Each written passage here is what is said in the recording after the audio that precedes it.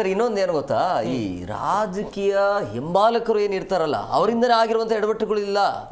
ಅಕ್ರಮವಾಗಿ ಮಾಡ್ಕೊಂಡಿರೋದು ಅವರೇ. ಅಕ್ರಮವಾಗಿ ಬಡ ಜನರು ಅಕ್ರಮವಾಗಿ ಮಾಡಿಕೊಂಡಿಲ್ಲ. ಆರ್ಥಿಕವಾಗಿ ಎಲ್ಲಾ ಚೆನ್ನಾಗಿದ್ರು ಕೂಡ ರಾಜಕೀಯ ನಾಯಕರಿಂದ ಯಾರು ಇರ್ತಾರಲ್ಲ, ನಂಬಾಸು ಅಂತ ಹೇಳಿ ಅವರ ಒತ್ತಾಯದ ಮೇರೆಗೆ ಮಾಡಿಕೊಂಡಿರೋದು ಇದೆಲ್ಲ. ಬಟ್ ಈಗ ಅದನ್ನ ಕಡಿವಾಣ ಹಾಕ್ಲಿಕ್ಕೆ ಮುಂದಾಗಿದ್ರೆ ಅದು ಸಾಧ್ಯನಾ ಸರ್? ಕಡಿವಾಣ ಹಾಕೋದು ಅಂದ್ರೆ ಹೀಗಲ್ಲ. ಕಡಿವಾಣ ಹಾಕೋದು ಒಂದು ಮಿನಿಸ್ಟರ್ ಅಂತ ಹೇಳಿದ್ಮೇಲೆ ಅವ್ರಿಗದ ಆದಂತಹ ಭದ್ರತೆ ಇರುತ್ತೆ. ಈಗ ನೋಡಿ, ಇವರು ಸೆಕ್ಷನ್ 3 ಬಗ್ಗೆ ಮಾತಾಡಿದ್ರು ಸರ್, ಆಮೇಲೆ ಅನೆಕ್ಷರ್ 3 ಬಗ್ಗೆ ಮಾತಾಡಿದ್ರು.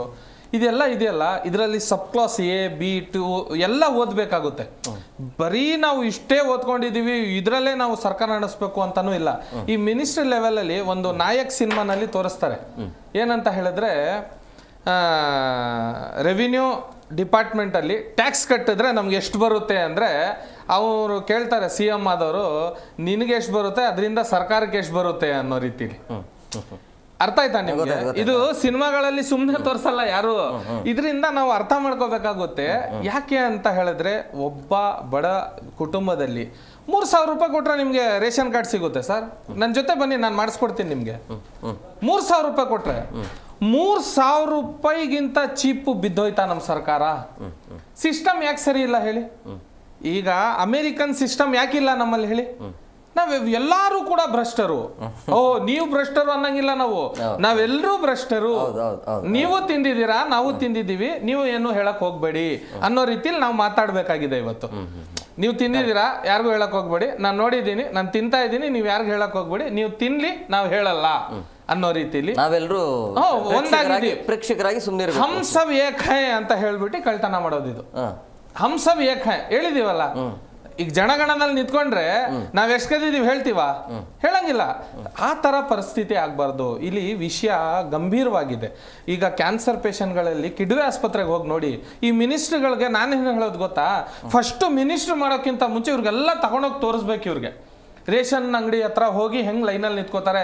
4:15 ಗಂಟೆ ರಾತ್ರಿಗೆ ಹೋಗಿ ಒಂದು ಡಿಪೋ ಹತ್ರ ಹೆಣ್ಮಕ್ಳು, ಕೆಲ್ಸಕ್ಕೆ ಹೋಗುವಂತ ಹೆಣ್ಮಕ್ಳು ಬುರ್ಕಾಗಳು ಹಾಕೊಂಡು ಪೂಜೆಗಳು ಮಾಡ್ಕೊಂಡು ಮನೆಯಿಂದ ಹೊರಡಿ 4:15 ಗಂಟೆ ರಾತ್ರಿಗೆ ಹೋಗಿ ಡಿಪೋ ಹತ್ರ ಕಾಯುವಂತ ಅವಶ್ಯಕತೆ ಇದೆಯಾ?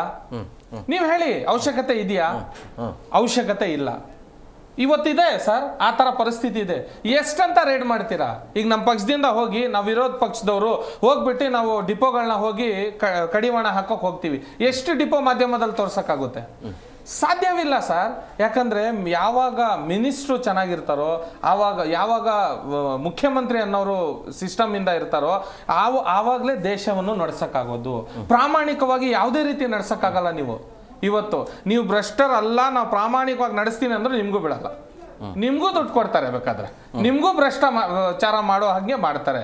ಇವತ್ತು ಪರಿಸ್ಥಿತಿ ನಾನು ಸತ್ಯ ಹೇಳ್ತಾ ಇದ್ದೀನಿ, ನಿಮ್ಗೆ ನಿಖರವಾಗಿ ಕಾಣಿಸ್ಬೋದು, ಆದ್ರೆ ಇದೇ ಈ ದೇಶದ ಸತ್ಯ. ನಾನು ತಿಂದಿದ್ದೀನಿ, ನಾಳೆ ತಿಂತೀನಿ, ನೀವು ಹೇಳಕ್ ಹೋಗ್ಬೇಡಿ. ಸರ್ಕಾರ ಕೊಟ್ಟಿರೋ ಮಾನದಂಡಗಳು, ಬೈಕ್ ಇದ್ರೆ ಆತನಿಗೆ ರೇಷನ್ ಕಾರ್ಡ್ ಇಲ್ಲ ಅಂತೇಳಿ. ಇವತ್ತು ಬೈಕ್ ಇಲ್ದಿರುವಂತ ವ್ಯಕ್ತಿ ಇದಾರ ಅಂದ್ರೆ, ಬೈಕ್ ತಗೊಂಡಿರ್ಬೋದು, ಬಟ್ ಆತನಿಗೆ ಪೆಟ್ರೋಲ್ ಹಾಕ್ಸಲಿಕ್ಕೆ ದುಡ್ಡಿಲ್ಲ. ಬಟ್ ಈಗ ಬೈಕ್ ಇರೋರಿಗೆ ಕಾರ್ಡ್ ಇಲ್ಲ ಅಂತ ಹೇಳಿದ್ರೆ ಇದು ಯಾವ ರೀತಿಯಾಗಿ? ಈಗ ಬೈಕ್ ತಗೊಳ್ಳುವಾಗ ಒಂದು ರೋಡ್ ಟ್ಯಾಕ್ಸ್ ಅಂತ ಕಟ್ತೀವಿ ನಾವು. ಈ ರೋಡ್ ಟ್ಯಾಕ್ಸ್ ಕಟ್ಟಿದ್ಮೇಲೆ ಈಗ ಬೈಕ್ಗೆ ಇವ್ರು ನಮ್ಮ ಹತ್ರ ಟೋಲ್ ಕೇಳಂಗಿಲ್ಲ ಅಲ್ವಾ?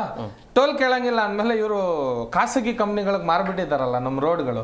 ಈಗ ಚನ್ನಪಟ್ಟಣ ರೋಡಲ್ಲಿ ಹೋಗ್ಬೇಕಾದ್ರೆ ನೀವು 370 ರೂಪಾಯಿ ತಗೊಂತಾನ ಅವನು. ಯಾರು ಮನೆ ಹಾಳು ಮಾಡಾದ್ರೂ ತಗೊಂಡ್ ಬಂದ್ ಕೊಡಿ, ಅವ್ನು ಕೊಡಿ ಕಾಸು. ಅವ್ನು ಕೇಳ್ತಾ ಇರೋದು ಇಷ್ಟೇ, ನನಗೆ ದುಡ್ಡು ಬೇಕು, ನಾನು ಸರ್ಕಾರಕ್ಕೆ ಕೊಟ್ಬಿಟ್ಟಿದ್ದೀನಿ, ನಾನು ಆರ್ಟಿಕಲ್ಸ್ ಅಮಿಟ್ಮೆಂಟ್ಸ್ ಎಲ್ಲ ಪಾಸ್ ಮಾಡ್ಕೊಂಡ್ ಬಂದ್ಬಿಟ್ಟಿದ್ದೀನಿ, ಪರ್ಮಿಷನ್ ಲೆಟರ್ ಇದೆ ನನ್ನ ಹತ್ರ. ಈಗ ಫುಡ್ ಅಂಡ್ ಸೇಫ್ಟಿ ಆಕ್ಟ್ ಅಲ್ಲಿ ಪರ್ಮಿಷನ್ಗಳು ಕೊಡ್ತಾರೆ ಹೋಟೆಲ್ಗಳಿಗೆ, ಹೋಟೆಲ್ ನಡೆಸಿ ಅಂತ ಹೇಳಿ.